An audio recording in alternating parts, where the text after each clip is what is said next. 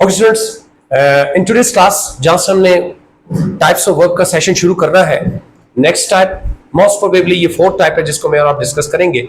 हमारी previous class के अंदर हमने work, regular work, irregular work, travelling work, neutral work, इन वर्क्स को डिस्कस किया। उसके साथ मोस्ट इंपॉर्टेंटली हमने लिंकिंग वर्क का तस्करा किया था। आज जहां से मैं अपने लेक्चर को लेकर चलूंगा, we are going to have our discussion about the transitive verb. तो ट्रांजिटिव वर्ब क्या है, इसको थोड़ा सा पढ़ के सुना देता हूं। These are those verbs which always need an object and without object they never give complete and clear meaning। देखिए याद रखिएगा, वो बच्चे जो एक्टिव और पैसिव की एक्सरसाइजेस कर रहे होते हैं, if they don't have knowledge about traveling verb, regular verb, irregular verb, or most importantly transitive, intransitive, transitive and intransitive verb, if they do not have knowledge about that, वो इन sentences को active से passive में change करने के कवानीन को कभी भी अपना नहीं सकते या वो समझ नहीं पाते। तो बेटे मैंने जब ट्रांजिटिव वर्ब की बात की तो मैं ये कह रहा हूं कि ये वो वर्ब है जिनके बाद हमेशा ऑब्जेक्ट का आना लाजिम व मजलूम है।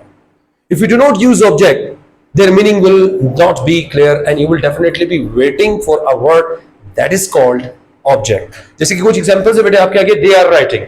अब बच्चे कहते हैं सर राइटिंग तो कुछ भी लिख सकता नहीं, there are so many things to right.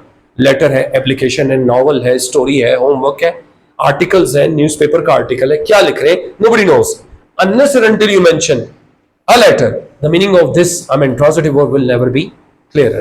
बिल्कुल इसी तरह बेटे, she cooked fruit, there are so many things to cook। आप किसी डिश का नाम भी लिख सकते हैं, लेकिन she cooked what, जब तक ऑब्जेक्ट को इंक्लूड नहीं किया जाएगा आपके ट्रांजिटिव वर्ब का मतलब कभी भी क्लियर नहीं होगा। तो साबित ये हुआ बेटे कि ट्रांजिटिव वर्ब वो वर्ब है जिसको आप जब इस्तेमाल कर रहे हो और आप जब डिक्शनरी का इस्तेमाल कर रहे हो, दैट मूवमेंट आप देखेंगे कि डिक्शनरी में वर्ब्स के आगे क्लियर लिखा होता है T.V, इसका मतलब ट्रांजिटिव वर्ब, INT.V इन ट्रांजिटिव वर्ब। अब जो न्यू लर्नर होता है जिसने कभी डिक्शनरी को सही तरह से इस्तेमाल नहीं किया, डिक्शनरी ये बता रही है कि पहले इन वर्ब्स या इन अफआल को सीखो फिर आगे बढ़ो।